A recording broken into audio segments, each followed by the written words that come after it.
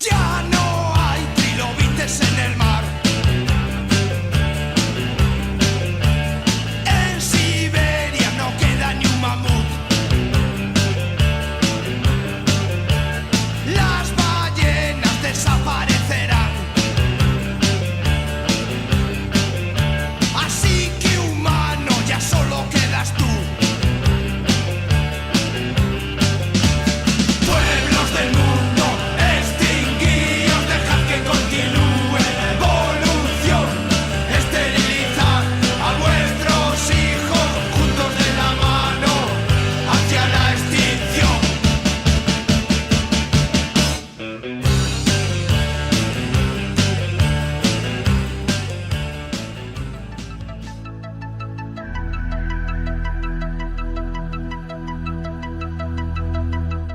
En este podcast hablaremos de Norbert Bartosek, médico anarquista y promotor de la vasectomía en círculos libertarios.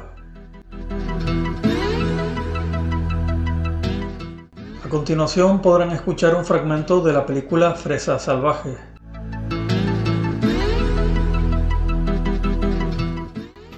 El libro innovador y reflexivo titulado El día que me divorcié de mis padres, de la autora Gemma de Prada, será el hilo conductor del testimonio sincero y valiente de una joven que, junto a un texto leído por ella, incluimos en la parte final.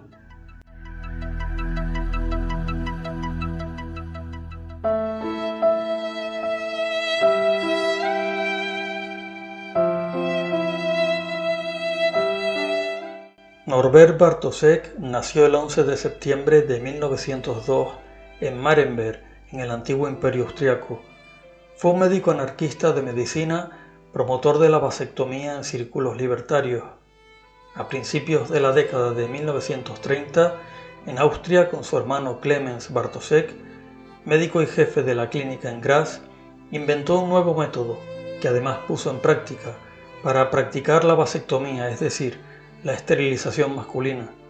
Los tribunales lo procesan por esterilización no autorizada y lo obligan a abandonar el país en 1932.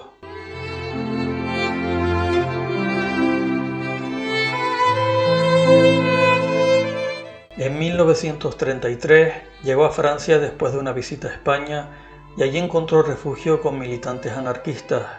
En ese ambiente libertario y neomalthusiano llevó a cabo la promoción de la vasectomía. Los días 23 y 24 de marzo de 1935, a pedido del grupo libertario de Burdeos, Gironda, Nueva Aquitania, practicó vasectomías en 15 hombres partidarios de la anticoncepción por la esterilización, entre ellos Justin Aristide Lapeyre y André Prévotel. Los días 30 y 31 de marzo son arrestados y acusados de complicidad con el Dr. Bartosek, quien huyó a Bélgica, donde fue arrestado y extraditado a Francia.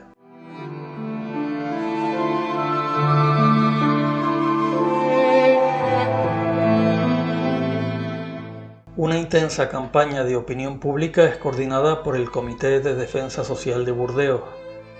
Después de la audiencia, el 30 de abril, el Tribunal Penal de Burdeos pronuncia su veredicto el 2 de mayo de 1936 en lo que la prensa llama el caso de los esterilizados de Burdeos o caso de Bartosek. El médico austriaco es sentenciado a 3 años de prisión y 10 años de prohibición de estadía por castraciones y violencia, aunque la ley de 1920 que reprimía la anticoncepción y su promoción no mencionaba la vasectomía. El tribunal se basó en el artículo 316 del Código Penal que castigaba la castración y en el artículo 311 sobre violencia.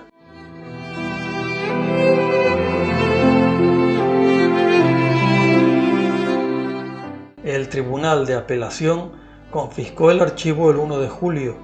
En su sentencia del 8 de julio confirma los motivos de la condena, pero disminuye las sanciones, incluido el año de Bartosek, por lo que salió en libertad de inmediato, después de 15 meses de detención preventiva.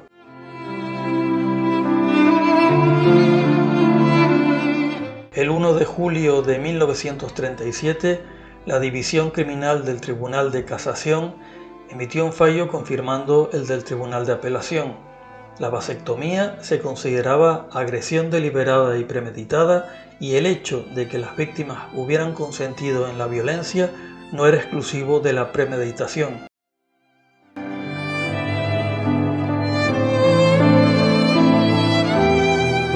Bartosek regresó a Lyon y después buscó refugio en Suiza, donde pasó algún tiempo en Ginebra, en el año 1938. Falleció en 1959 en Buenos Aires, Argentina, aunque se desconoce la fecha exacta de su muerte.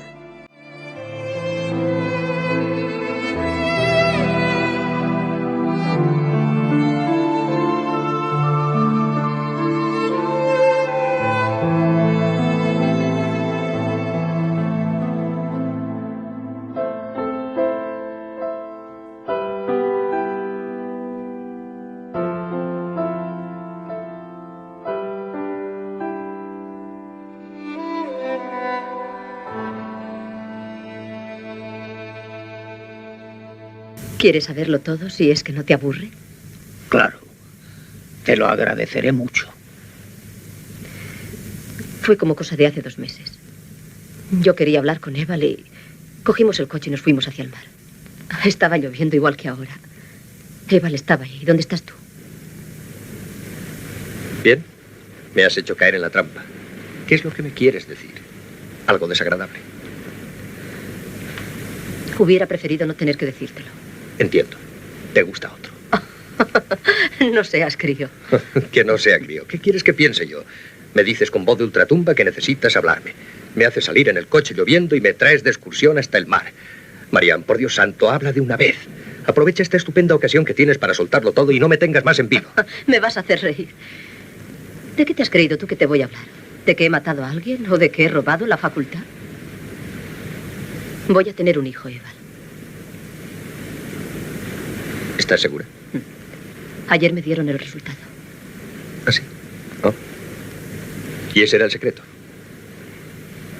Es que tengo que añadir una cosa. Yo quiero tener ese hijo. Lo dices sin rodeos. Naturalmente.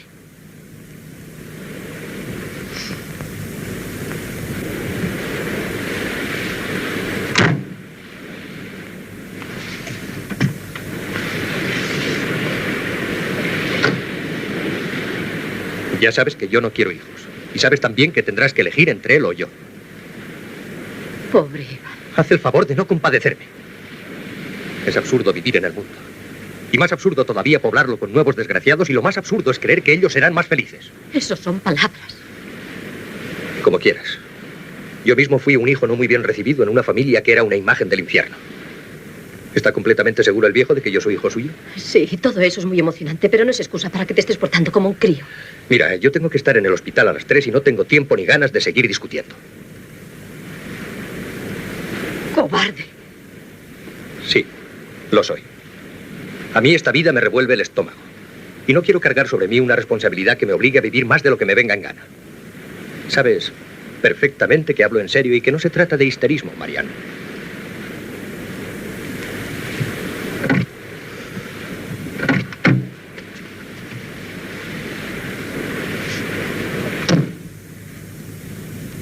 Yo lo que sé es que eso está mal. No hay cosas que estén bien ni que estén mal. Cada cual satisface sus necesidades. Puedes leerlo en cualquier libro. ¿Y cuáles son las nuestras? Tú sientes la maldita necesidad de vivir, de estar viva, de seguir viviendo, de dar a luz. ¿Y la tuya? Yo siento la de estar muerto, completa y definitivamente muerto.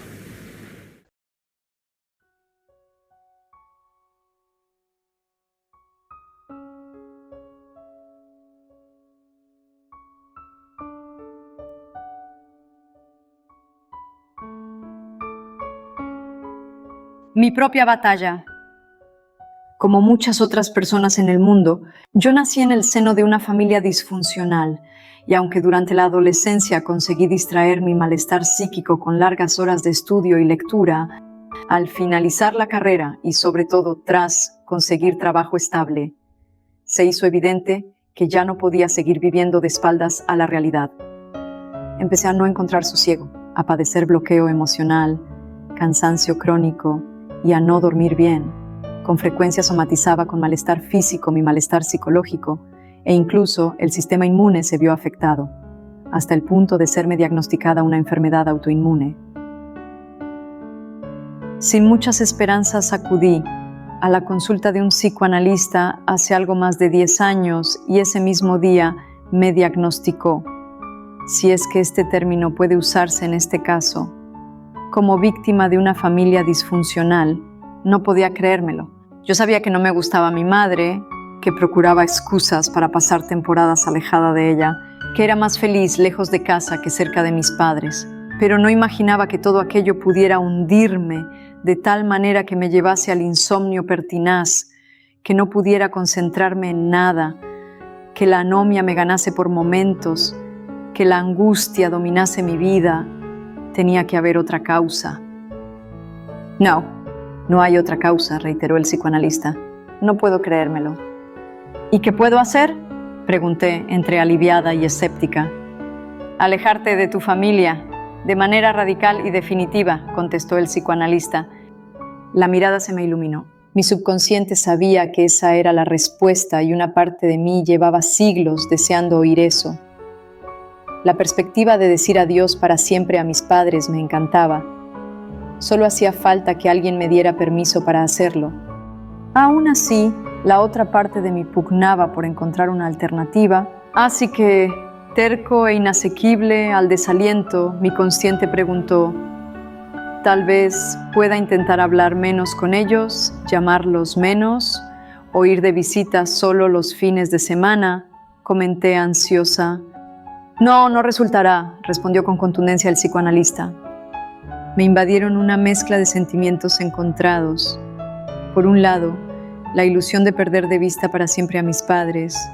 Por otro, el sentimiento de culpa por pensar siquiera en esa posibilidad.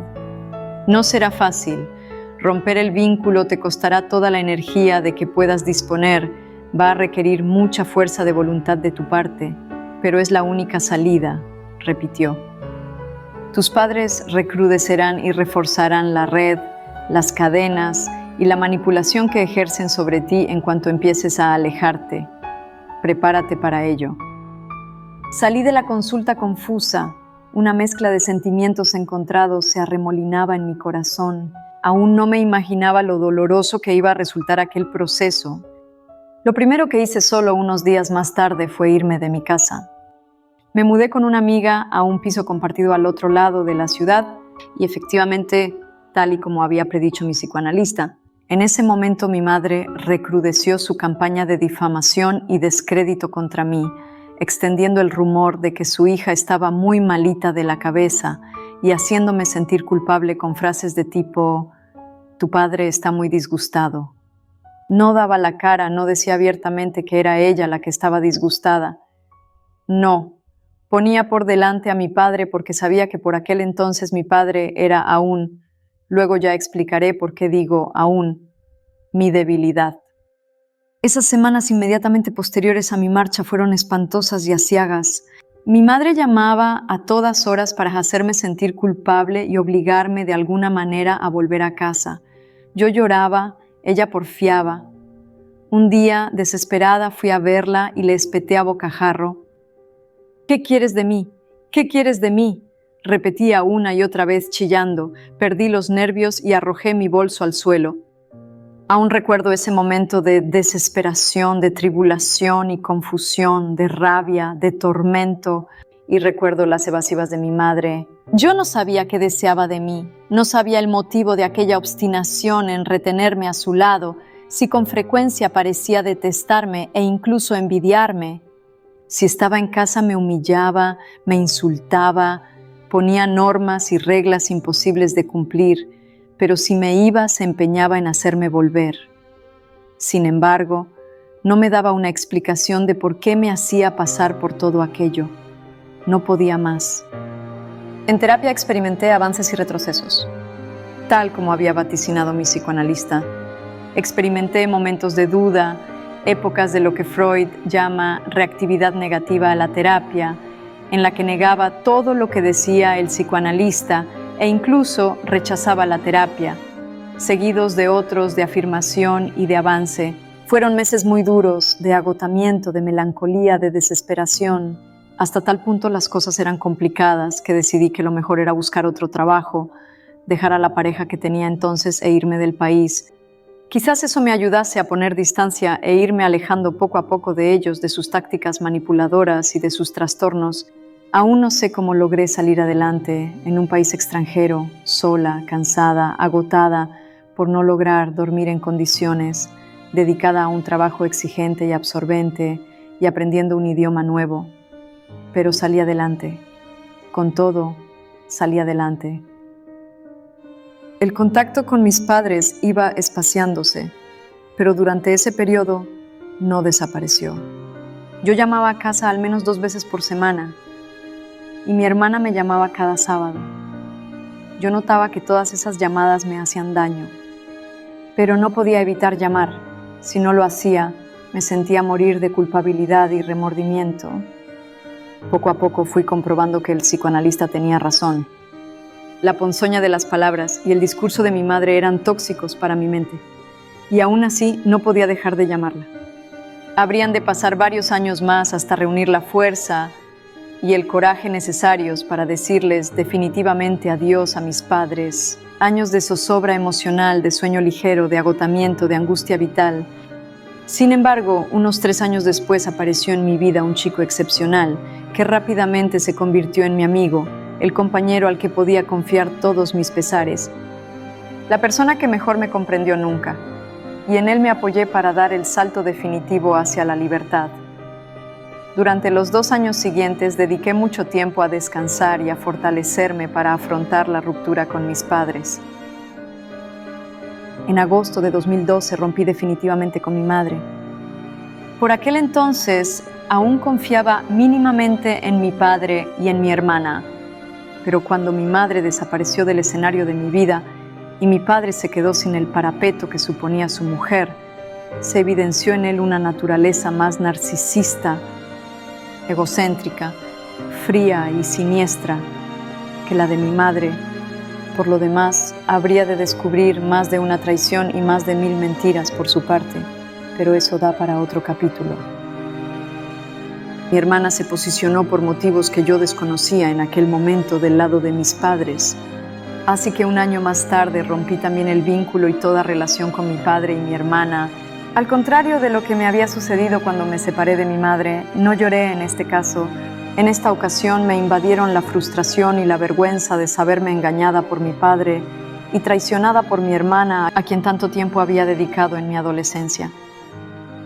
Esos sentimientos duraron largas semanas, pero el sufrimiento de esos primeros momentos fue dando paso al alivio y más tarde a la recuperación de las ganas de vivir. Se fueron la ansiedad, el odio y volví a vivir. Cuando dejas de pensar en ellos, te sientes liberado o liberada. Por un momento hay como una especie de vacío. Luego solo persiste la calma y la paz absoluta. El proceso había sido duro, pero valió la pena. Hoy ya no temo que me llamen mis padres. No tiemblo ante la posibilidad de tener que visitarlos de nuevo. Más de una vez me humillaban a tal punto que tenía náuseas o incluso vomitaba presa de la ansiedad y el pánico. Ya no tenía que inventarme excusas para no ir a verlos. Desaparecieron el miedo y las noches de insomnio.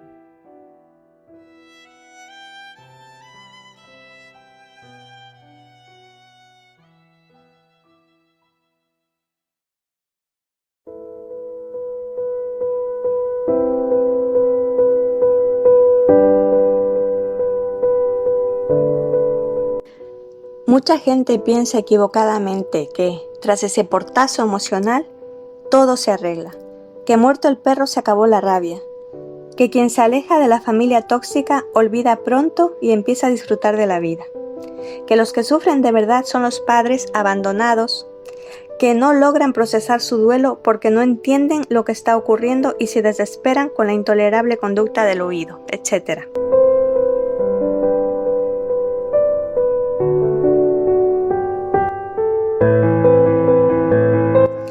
Por supuesto, dicho dolor no se debe al distanciamiento del hijo, sino a la pérdida de su control neurótico sobre él. pues de lo que se trata es de invertir la realidad para justificarse. Culpar a la víctima para que se salven los verdugos. Pero el maltratado, lejos de descansar tras adoptar la dificilísima decisión de alejarse de sus maltratadores, a menudo continúa sufriendo.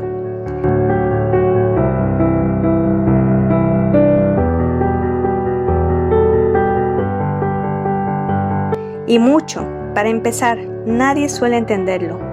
Se topará con la indiferencia o las críticas de sus hermanos u otros parientes, su pareja, sus hijos, sus amigos y, lo que es más grave, de muchos psicólogos moralistas que lo conminarán a comprender y perdonar a su familia.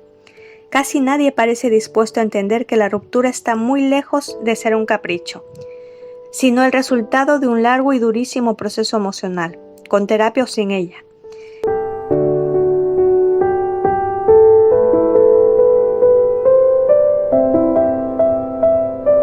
Que tras grandes sufrimientos y con gran coraje, la víctima ha tenido que realizar para lograr su supervivencia psíquica.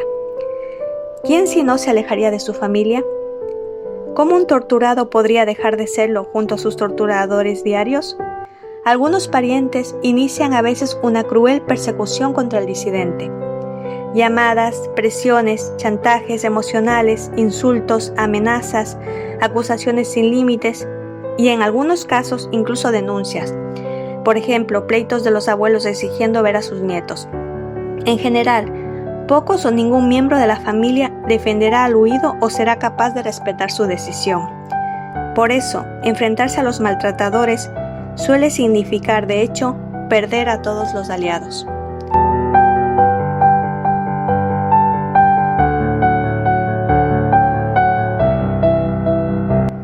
Renunciar a toda pertenencia o ayuda emocional, económica o práctica por parte de la familia.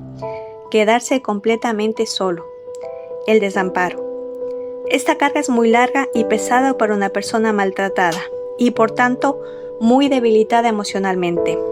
Con cada nuevo contacto, con cada nueva persecución, con cada nueva ofensa y chantaje, se reabren una y otra vez sus heridas. Aunque el recién liberado siente un cierto alivio por la distancia que ha puesto con sus verdugos, durante mucho tiempo seguirá padeciendo un profundo malestar, donde se mezclarán el miedo, el odio, la tristeza, la culpa y las dudas. ¿Estaré haciendo bien? ¿Me estaré equivocando? ¿Serán falsos mis recuerdos? ¿Estaré siendo cruel e injusto con mis padres? La mayoría de estas víctimas necesitarán todo el apoyo y afecto que puedan lograr de sus personas de confianza, si las tienen, para ir sintiéndose cada vez más seguras de sí mismas.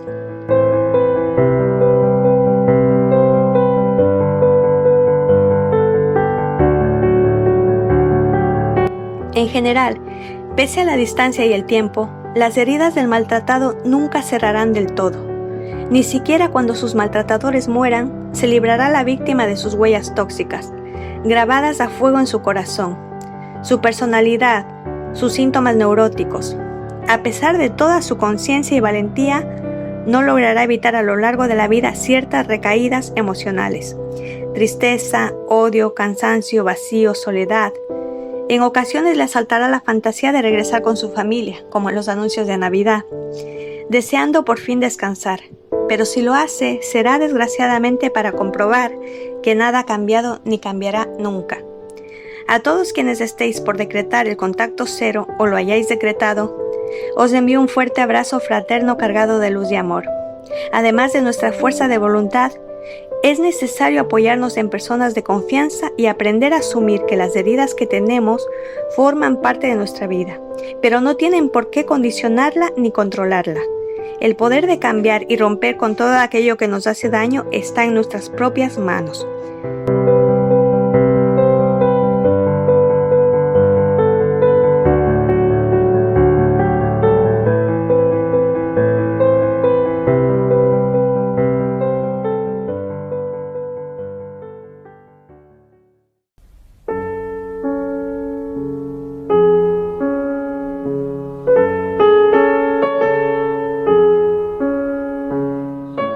En mi caso, mis padres, además de imponerme la vida, ya que soy la cuarta hija no planificada, me impusieron una religión llamada los Testigos de Jehová. Es una secta llena de normas y dogmas totalmente antinaturales respecto al ser humano, que marcan un tipo de comportamiento muy tóxico, que te aleja del mundo. En realidad te envuelve en una burbuja y tienes que simplemente tener interacción con los que son igual que tú, con los que piensan igual que tú. No te permiten ningún tipo de celebración en absoluto. Entonces, en mi niñez no pude celebrar ni siquiera mis propios cumpleaños. No tengo esos recuerdos, nunca los he celebrado. Y todas esas normas, si tú las incumplías, pues te infligían directamente castigos, ya sea físicos o psicológicos. Entonces eso determina mucho la persona que serás en el futuro. Y yo cuando entré en la adolescencia tuve muchos problemas emocionales porque no sabía cuál era la realidad, si lo que me habían impuesto mis padres o lo que la racionalidad me imponía a mí misma y me decía que era lo real.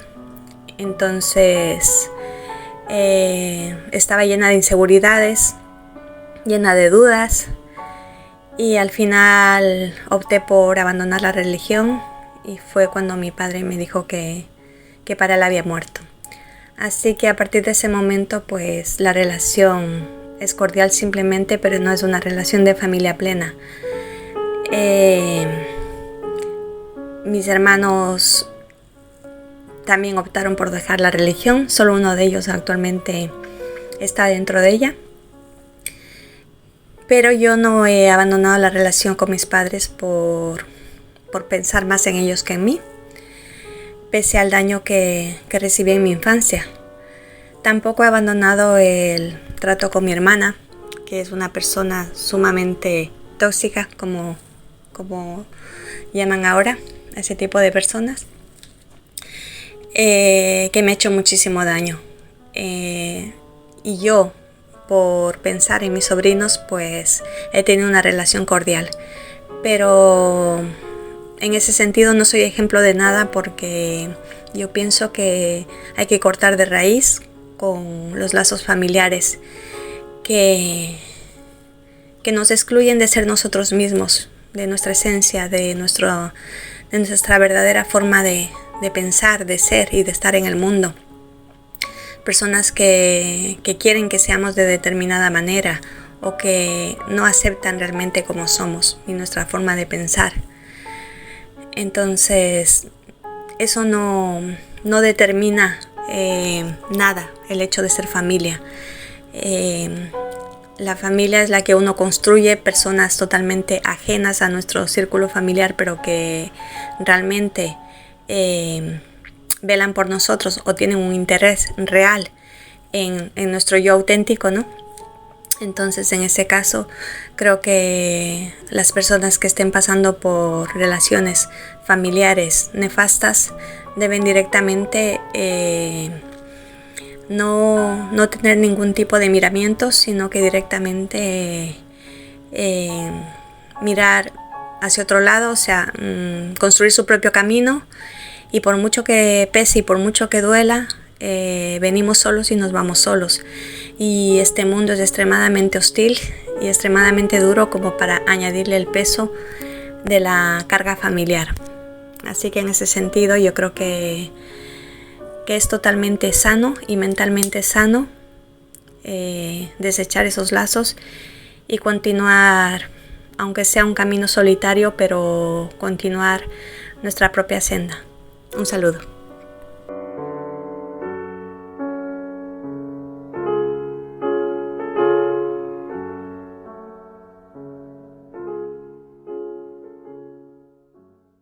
Desde aquí quiero agradecer sinceramente la colaboración de Angie Brito y su valentía al romper con sus lazos familiares, de ese entorno tóxico en el que se crió dentro de una familia ultra religiosa, y dentro de una secta destructiva como son los testigos de Jehová. Para todos aquellos que estén buscando una salida, decirles que si se puede, deben de romper con sus padres lo antes posible, que a través de este testimonio puedan tener la valentía de poder salir y llevar una vida en libertad.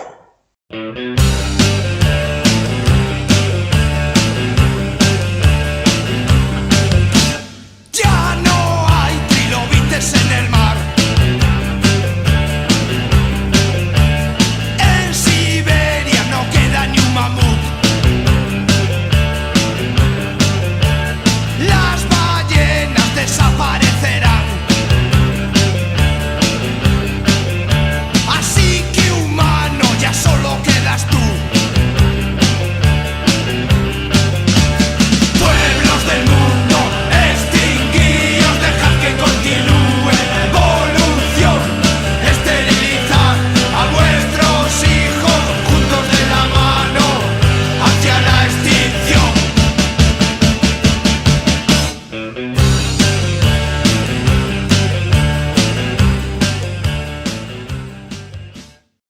Los hijos actualmente lo tienen solo las personas, y no quiero ofenderlas, inconscientes, las que no reflexionan, las que no piensan en qué mundo traen a sus hijos.